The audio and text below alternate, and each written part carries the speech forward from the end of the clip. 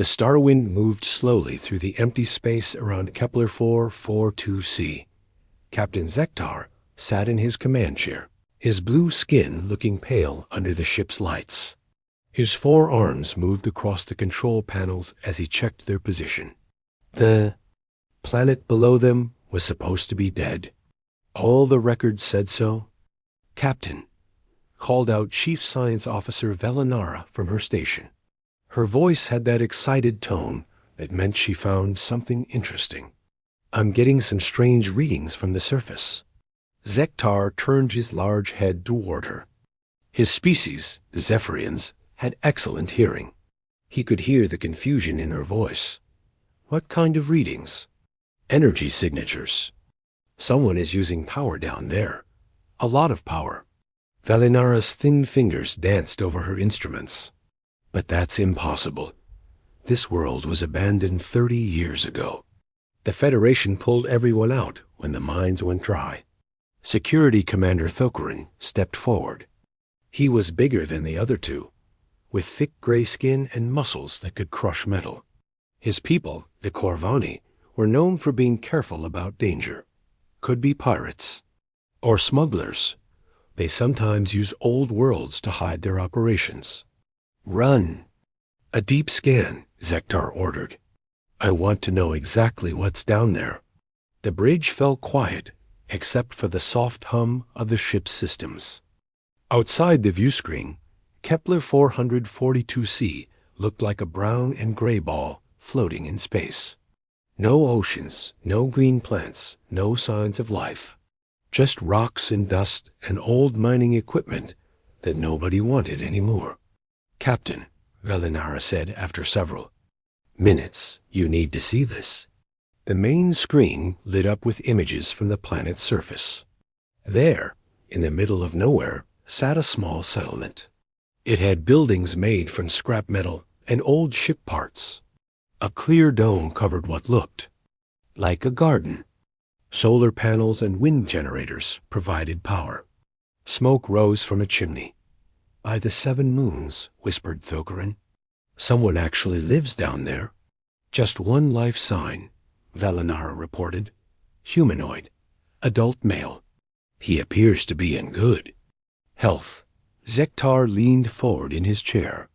In all his years of space travel, he had never seen anything like this. Someone had built a home on a dead world. Someone was living there alone, years away from the nearest space station. "What species?" he asked. Velinara frowned at her readings. "I'm not sure.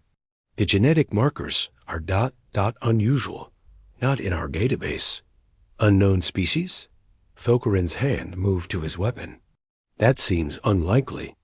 The Federation has contacted every intelligent species in this sector. Prepare a landing party," Zektar decided. "We need to investigate this ourselves." An hour later, the 3 officers stood in the shuttle bay, checking their equipment. They wore full environmental suits, not knowing what kind of atmosphere they would find. Their universal translators were active. Thokarin carried a heavy plasma rifle, just in case the shuttle dropped through the thin atmosphere of Kepler 442c. The settlement grew larger on their screens as they approached.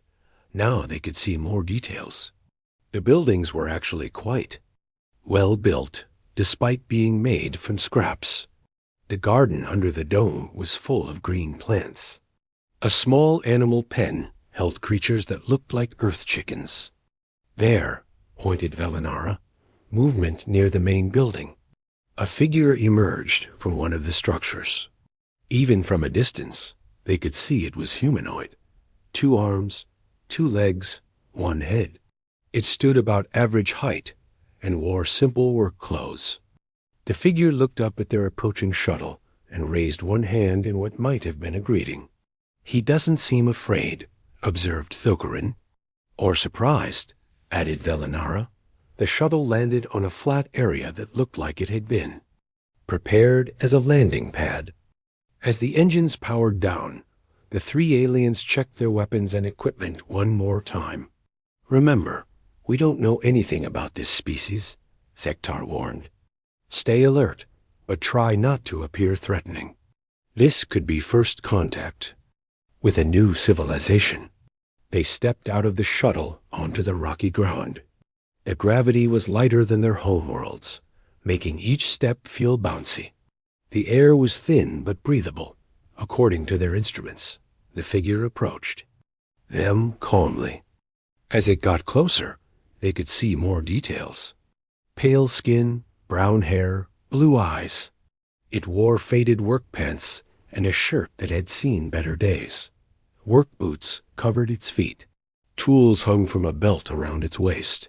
What shocked them most was the complete lack of fear or surprise on its face. The being looked at them like they were neighbors dropping by for a visit. Captain Ziktar of the Galactic Federation vessel Starwind, the being said in perfect galactic standard. Its voice was calm and friendly. Welcome to my little corner of the galaxy. The three aliens stood frozen. The being knew their language. It knew their ship's name. It knew who they were. How ... double quotes. Ziktar began, then stopped. His translator worked both ways, but he hadn't said anything yet. How did this creature know their names? The being smiled, showing white teeth. My name is Jake Morrison. I've been living here for 15 years now. Would you like some coffee? I just made a fresh pot. Jake turned and walked toward the main building, as if entertaining alien visitors was something he did every day. The three Federation officers followed, their minds spinning with questions that had no answers. Inside the building, they found a comfortable living space. Furniture made from salvaged materials, but arranged with care. Books on shelves. Pictures on the walls. A kitchen area where something that smelled wonderful was cooking. Jake poured 4 cups of a dark liquid from a metal pot. He handed one to each of his guests, keeping one for himself. Coffee, he explained. It's a drink from my home world. Has caffeine in it. Helps you stay awake and think clearly. Don't worry, it won't hurt you. I checked your species biology years ago. Years ago? Elinara managed to speak. How could you possibly know our biology? Jake sat down in a chair that creaked under his weight. He took a sip of his coffee and smiled again. That's a long story, he said. But I suppose we have time. After all, you came all this way to find me. The least I can do is explain why I've been waiting for you. Waiting? Thokaren's grip tightened on his weapon. Oh yes, Jake nodded. I've been expecting visitors for quite some time now. Took you long enough to get here, actually. I was starting to think you'd forgotten about this old place entirely. He gestured around the room with one hand. Welcome to Earth Outpost 7. I hope you're ready for some surprises. Captain Ziktar set down his coffee cup with shaking hands. The liquid was strange, but not unpleasant. What bothered him was not the drink. It was how Jake Morrison seemed to know everything about them. Earth Outpost 7? Valinara repeated. I've never heard of Earth. What sector is your home world in? Jake smiled and leaned back in his chair. Sol system. 3rd planet from the star. You probably have it listed as a primitive world in your database. Pre-space flight civilization. Barely reached their own moon. Thokaren frowned. Then how are you here? This world is 47 light years from any primitive system I know of. That's the question, isn't it? Jake said. He stood up and walked to a wall covered with star charts. The maps showed the local sector in perfect detail. Trade routes, military bases, diplomatic zones. Information that should be classified. How does a human from a backward planet end? Up living alone on an abandoned mining world? Ziktar activated his wrist communicator. Starwind, this is the captain. I need you to search the database for any world called Earth in the Sol system. The reply came quickly. Found it, sir. Sol 3, also called Earth, listed as inhabited by a pre-space flight species. Technology level estimated at early nuclear age. No interstellar capability. Last survey was 60 years ago. Jake chuckled. 60 years ago. That sounds about right. We were probably still figuring out how to build decent rockets back then. Were? Velinara caught the word. You speak as if things have changed. Oh, they have. Jake moved to another wall where strange devices sat on shelves. Some looked like communication equipment. Others were clearly weapons, but unlike anything.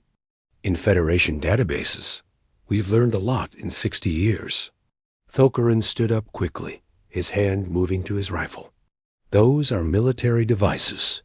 How did you acquire Federation weapons? I didn't. Jake picked up one of the devices. It was sleek and black, with no visible controls. These are human designs.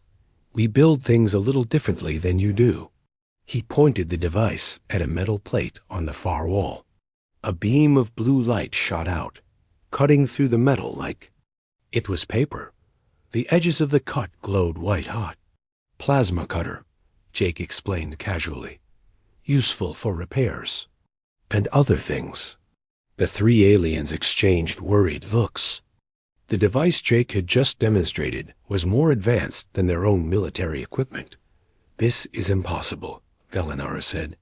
Your species was classified as primitive. You don't have faster than light travel. You don't have energy weapons. You don't even have basic space colonies. Jake sat back down and picked up his coffee. According to your records, sure. But your records are a little out of date. How long have you been here? Zektar asked. 15 years, like I said. Arrived in 2055 aboard the transport ship Aurora. Nice little vessel. Fast, quiet, good for long-range missions. Long-range missions? Oh, yes. Earth has quite a few people. Scattered around the galaxy these days. We like to keep an eye on things. Learn about our neighbors before we introduce ourselves properly. Thokaren's grip tightened on his weapon. You're spies. Observers, Jake corrected. There's a difference. We're not here to steal secrets or cause trouble. We're here to understand. To learn who we'll be sharing the galaxy with when we finally say hello. Velinara was scanning Jake with her medical tricorder. The readings made her eyes go wide. Captain, you need to see this. She showed him the device's screen. Jake's biological readings were displayed in detail.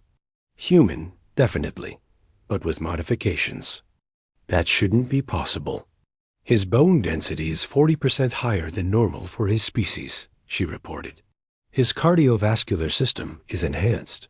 His cellular regeneration rate is accelerated. These changes would require advanced genetic engineering.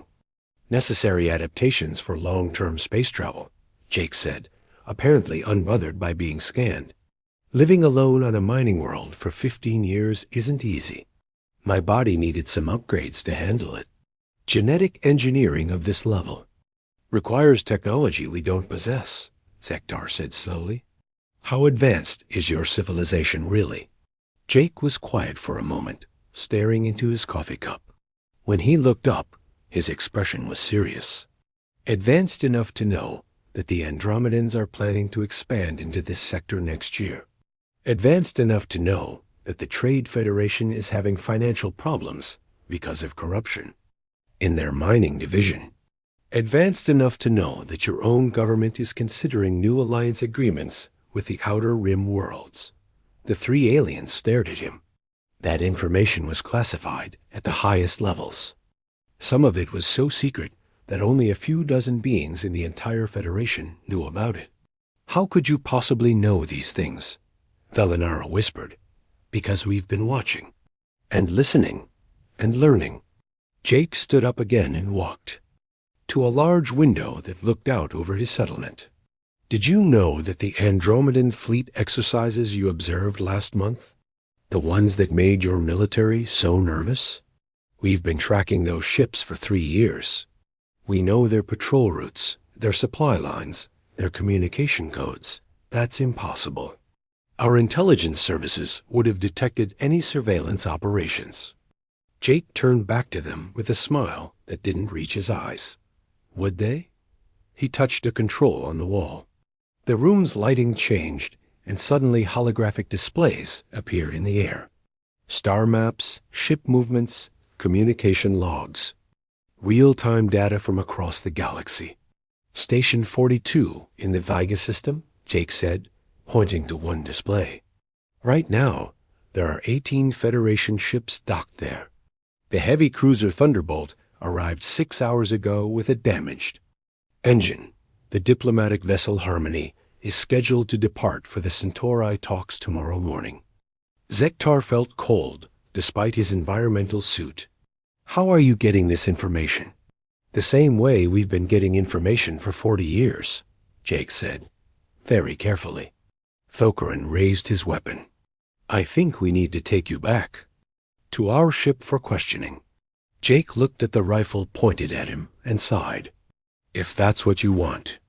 But I should probably mention something first. What? You're not the first Federation ship to find one of us.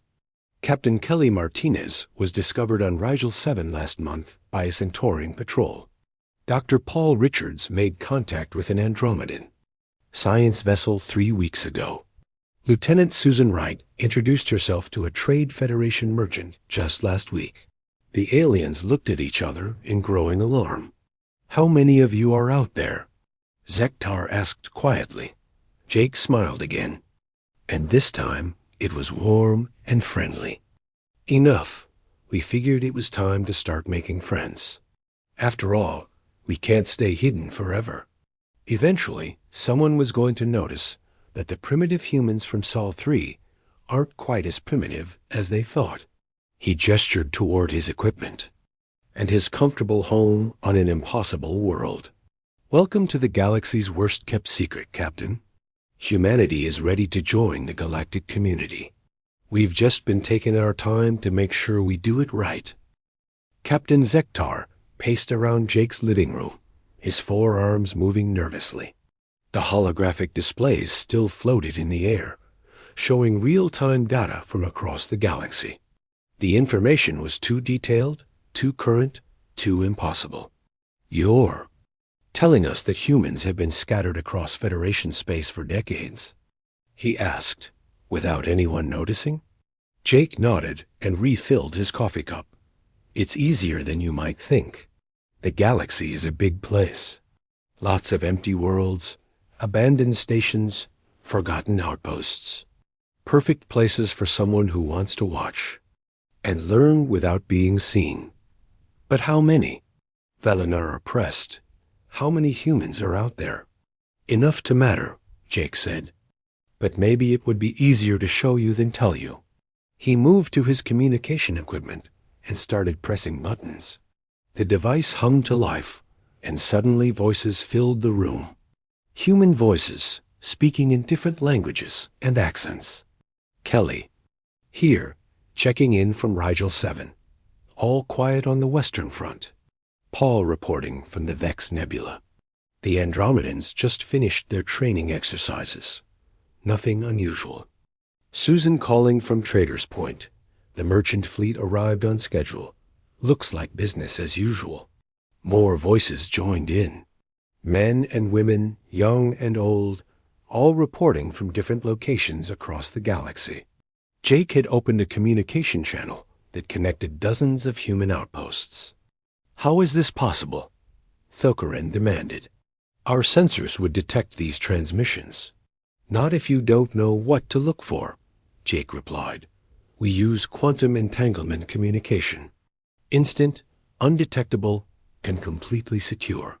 Each outpost has a paired transmitter. Zektar felt dizzy. Everything he thought he knew about galactic communications was wrong. The technology Jake described was theoretical at best, impossible at worst. Jake, came a new voice from the speakers.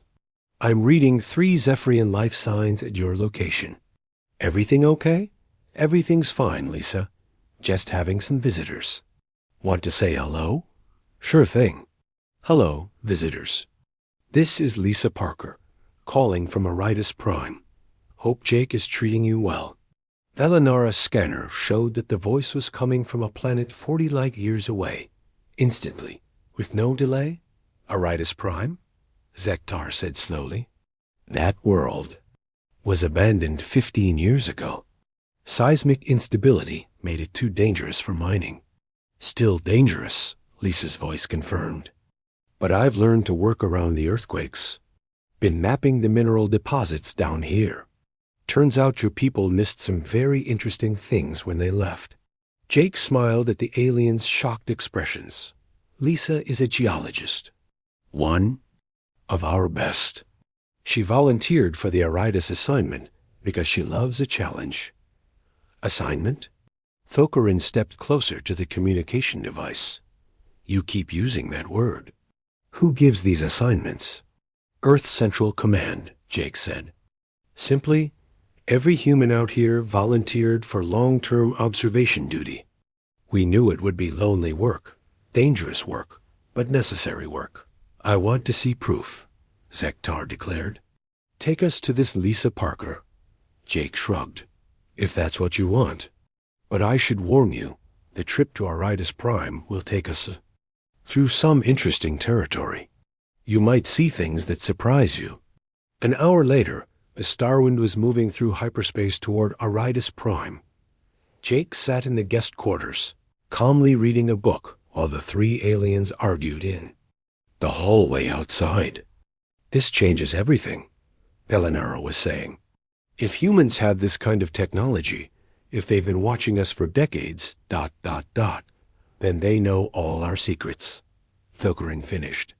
Our military plans, our trade routes, our diplomatic communications. They could be a threat.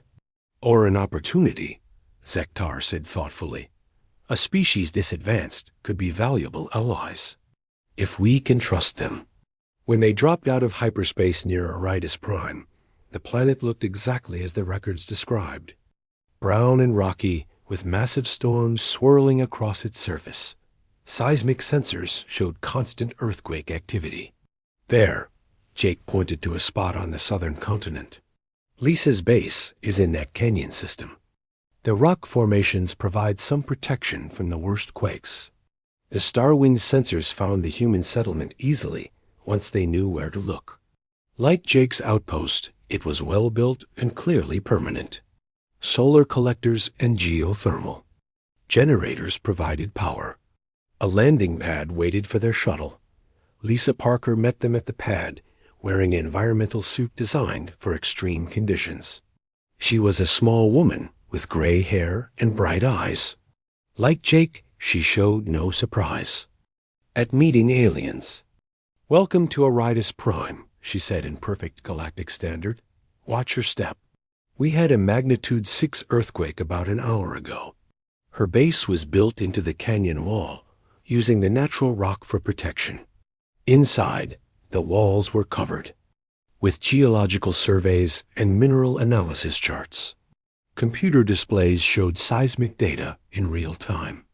I've been tracking this planet's geological activity for 12 years, Lisa explained as she led them through her laboratory. The Federation's mining surveys barely scratched the surface. There are rare mineral deposits down here that could revolutionize energy production. She showed them samples of crystals that glowed with their own light. These formations only exist under extreme seismic pressure. The constant earthquakes create them. Your people saw the instability as a problem. I see it as an opportunity. Valinara scanned the crystals with her instruments. The energy readings were incredible. These could power a starship for years with just a few kilograms. Exactly, Lisa smiled. Which is why I've been cataloging every deposit on the planet. When humanity officially joins the galactic community, we'll have something valuable to offer. When? Zektar caught the word. You speak as if it's inevitable. Oh, it is, Lisa said. The timeline was always flexible, but first contact was always part of the plan.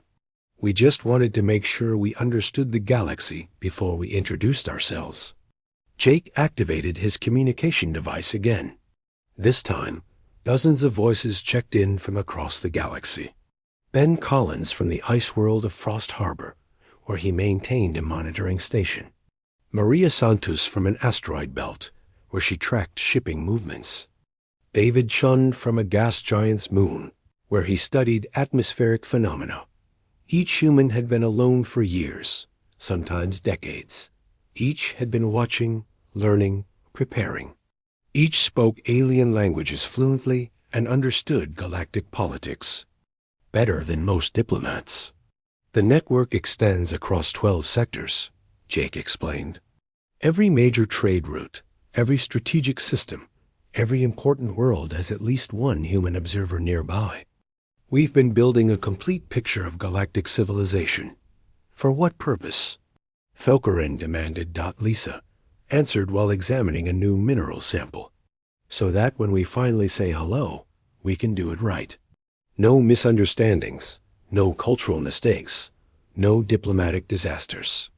We've seen what happens when species make first contact badly. You've been preparing for first contact for 40 years? Velinara asked. Longer, actually, Jake said. Earth started planning for this day before we even had faster-than-light travel. We knew that eventually we'd meet other intelligent species. We wanted to be ready.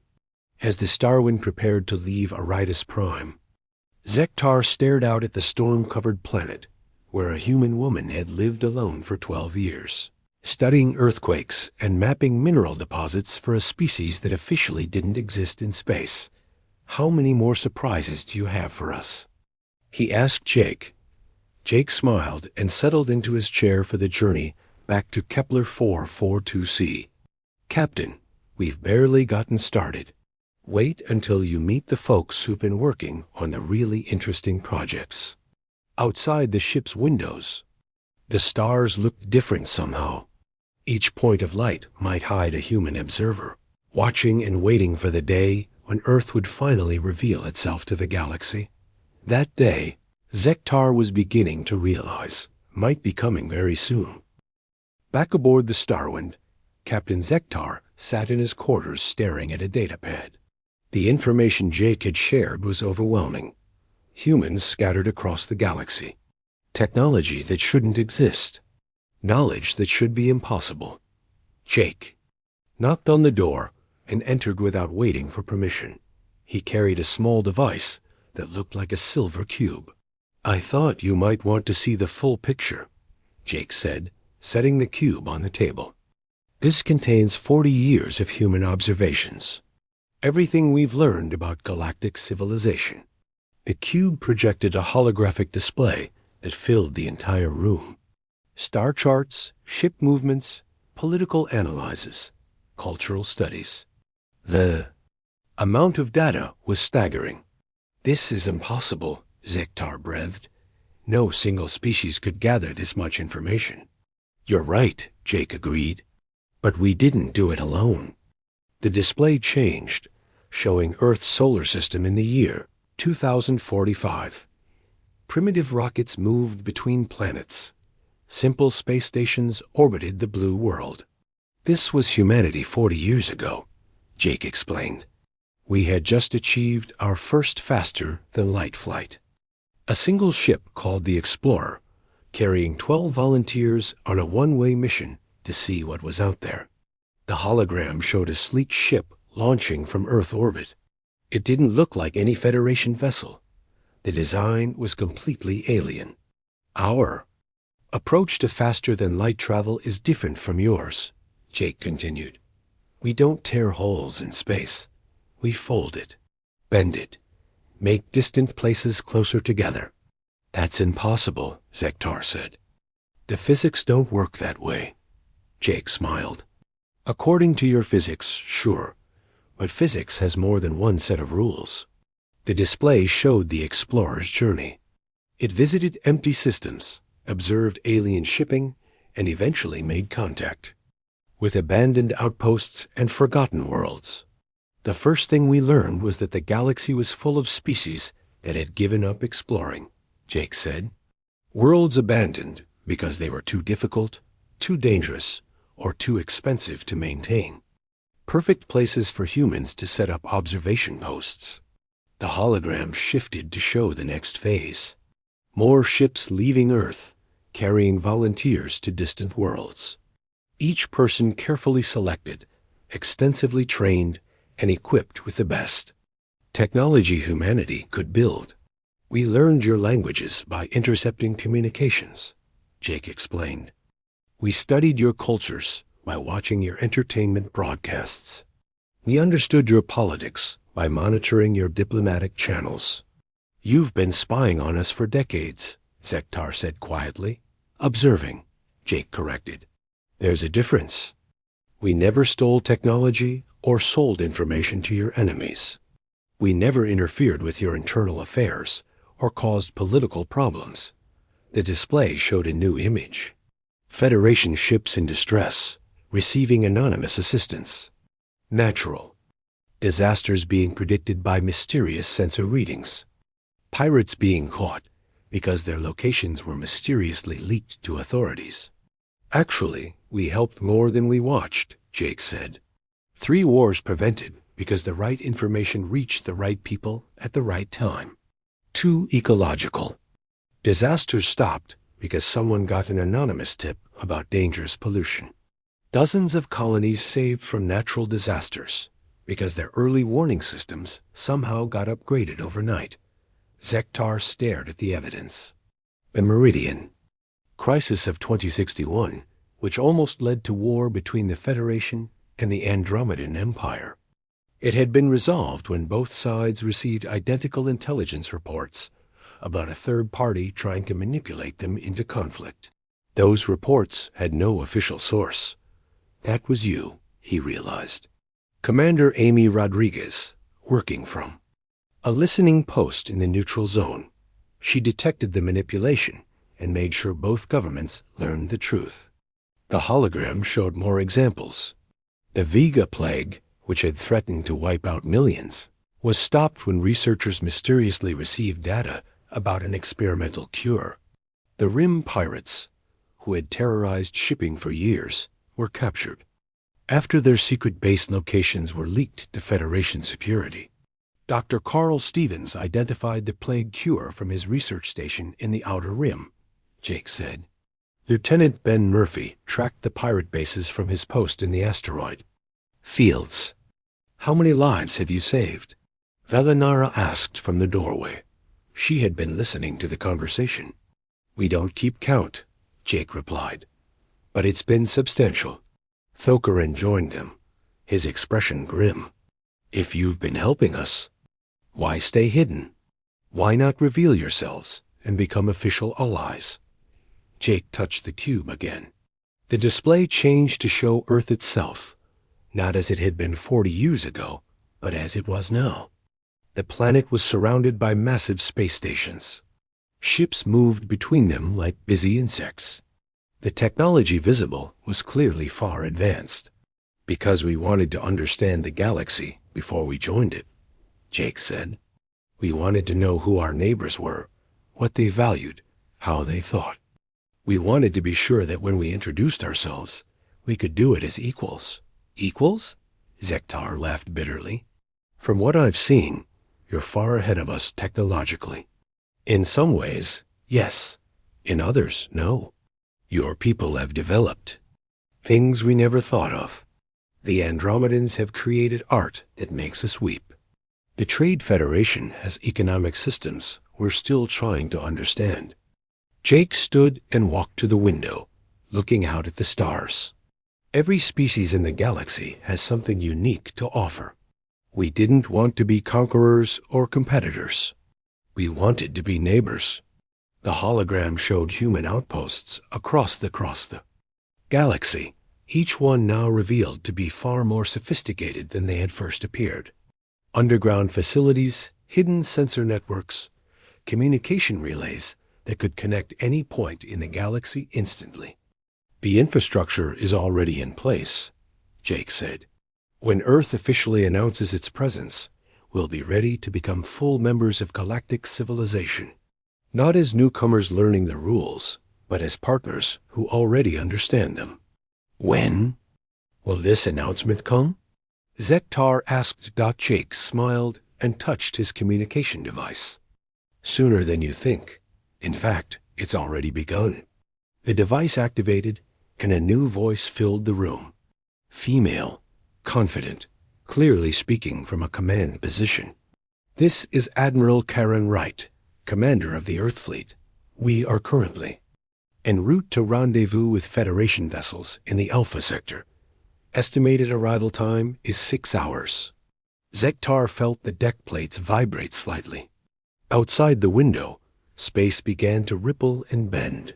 Shapes appeared in the distance, approaching. Fast. The Earth Fleet has been hiding in fold space just outside this system, Jake explained.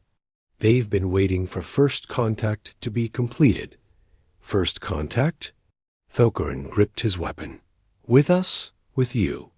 Captain Zektar of the Federation. Vessel Starwind, you have the honor of being the first official alien contact with humanity. Congratulations. More ships appeared outside the window. Sleek vessels that seemed to bend light around them. Technology that made Federation ships look primitive. How long have they been there? Valinara whispered.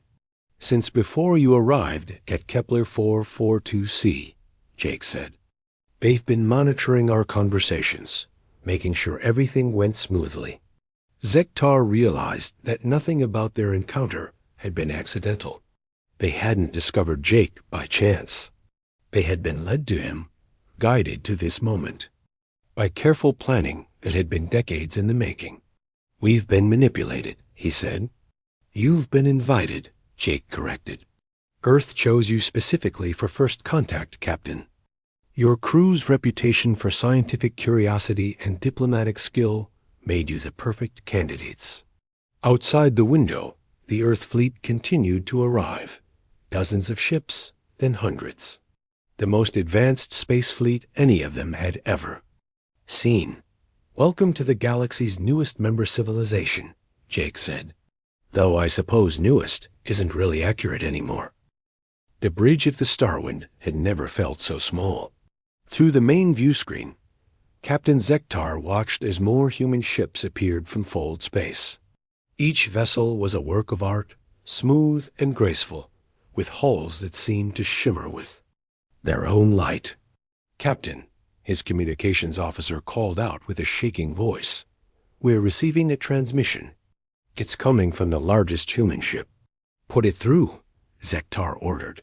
The screen filled with the image of a human woman. She wore a crisp uniform of deep blue, with insignia that clearly marked her as a high-ranking officer.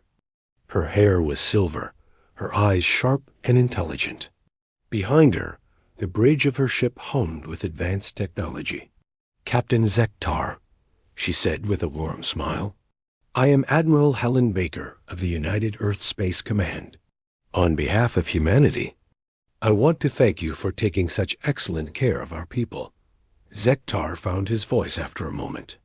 Admiral Baker, I must admit, this is not what we expected when we detected energy readings on Kepler 442c. I'm sure it isn't, Helen laughed. We've been monitoring your encounters with Jake, Lisa, and the information they've shared. Your crew has shown remarkable adaptability and open-mindedness. That's exactly why we chose you for this moment. Chose us? Oh, yes. This wasn't an accident, Captain. We've been tracking the Starwind for 3 months, waiting for the right opportunity to make contact. When you changed course to investigate Kepler 442c, we knew the time had come. Valinara stepped forward. How long have you been planning this? First, contact protocols were established 42 years ago, Helen replied. Every detail has been carefully considered. The location, the timing, the individuals involved. We wanted our introduction to the galactic community to be perfect. Jake appeared on the bridge, carrying a data pad. The Admiral is being modest, he said. This operation involved hundreds of people across dozens of worlds.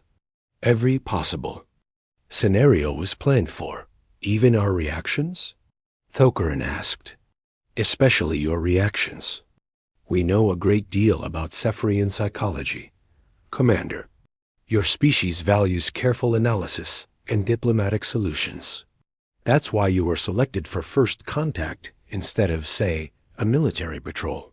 Admiral Baker's image shifted slightly as her ship moved closer to the Starwind. Captain, I'd like to extend an invitation. Would you and your crew join me aboard the UES Horizon? There's much we need to discuss about the future. An hour later, Zektar found himself walking through corridors that defied everything he thought he knew about spacecraft design. The human ship was huge, easily 10 times the size of the Starwind. The walls seemed to be made of some kind of living metal that shifted color as they passed. Metallic hull plating, explained Commander Ryan Scott, their human escort. It adapts to different environments and can repair itself if damaged. We developed it about 15 years ago. The 3 aliens exchanged glances. 15 years ago, according to Federation records, humans were still struggling with basic space travel. Admiral Baker met them in a conference room that offered a panoramic view of space. Through the transparent walls, they could see the entire human fleet. Hundreds of ships of various sizes, all with the same elegant design. Welcome aboard the Horizon, Helen said, gesturing to chairs around a large table. Please sit. We have much to discuss. How many ships do you have? Zektar asked as he took his seat. This battle group contains 437 vessels, Helen replied casually. But this is just one of 12 fleets currently in space. Earth maintains a significant presence throughout the galaxy. Velinara's scanner was working. Over time, analyzing everything around them. Admiral, the technology level displayed here exceeds our own capabilities by decades, possibly centuries. How is this possible? Helen touched a control panel, and holographic displays filled the room. They showed Earth's solar system, but not as the aliens had ever seen it before. Massive orbital cities surrounded the planet. Industrial complexes, built into asteroids. Ships moving in organized streams between the planets. Humanity has been busy these past 40 years, Helen said. While our observers learned about the galaxy, our scientists and engineers worked to prepare us for membership. In galactic civilization, the display showed human colonies on dozens of worlds. Not the abandoned mining planets where they had found the observers, but thriving settlements with millions of inhabitants. We have 78 colony worlds, Helen continued. Each one carefully selected and developed according to our long-term expansion plan. We've been preparing for this day since before most of your crew members were born. Your expansion plan? Thokaran leaned forward. How far does it extend? Conservative. Estimates suggest we'll have 300 inhabited systems within 50 years, Helen said. Of course, that's assuming peaceful coexistence with our galactic neighbors. Jake spoke up from his position near the window. Which brings us to why you're here, Captain. Earth needs to establish formal diplomatic relations with the major galactic powers, the Federation, the Andromedan Empire, the Trade Alliance, all of them. You want to join the Galactic Federation? Zektar asked. More than that, Helen said. We want to help reshape it. The current system has flaws. Corruption, inefficiency, species that have been ignored or marginalized. We think we can help fix some of those problems. She gestured to the displays, which now showed detailed analyses of galactic politics, economics, and social structures. The depth of human understanding was frightening. For example, Helen continued, the Trade Federation's economic policies are creating dangerous wealth gaps between core and rim worlds.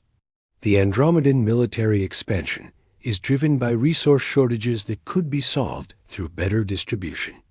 The mining guilds are suppressing new technology that could revolutionize energy production. You've been watching us like laboratory specimens, Thokaran said with obvious anger. We've been learning from you like students, Helen corrected gently. Every species in the galaxy has developed solutions to problems that others face. We want to help share those solutions. Jake moved to another control panel. For instance, Captain, your own people developed a water purification system that could solve the drought problems on 17 different worlds. But that technology has never been shared outside Zephyrian space. Our technology is proprietary, Zektar protested. And that's exactly the kind of thinking that holds back progress, Helen said. Earth doesn't believe in hoarding knowledge. We believe in cooperation. The displays changed again, showing human medical advances, engineering breakthroughs, and scientific discoveries. Technology that could benefit every species in the galaxy. We're not here to conquer or compete, Helen said. We're here to contribute, to take our place as partners in building a better future for everyone. She stood and walked to the window, looking out at the stars. In 6 hours, ships like this one will arrive at the capital worlds of every major galactic power. Earth is announcing its presence to the entire galaxy simultaneously. This is first contact for the whole galaxy, Velinara realized. Exactly. And you three have the honor of being our first official diplomatic contact. Captain Zektar, I'm offering you the chance to escort the Earth delegation to Federation headquarters. You'll be the officer who introduces humanity to the Galactic Federation Council. Zektar looked at his crew, then back at Admiral Baker. Outside the window, the human fleet waited in perfect formation. Hundreds of ships representing a civilization that had secretly grown from primitive space travel to galactic superpower in just 4 decades. What guarantees do we have that Earth's intentions are peaceful?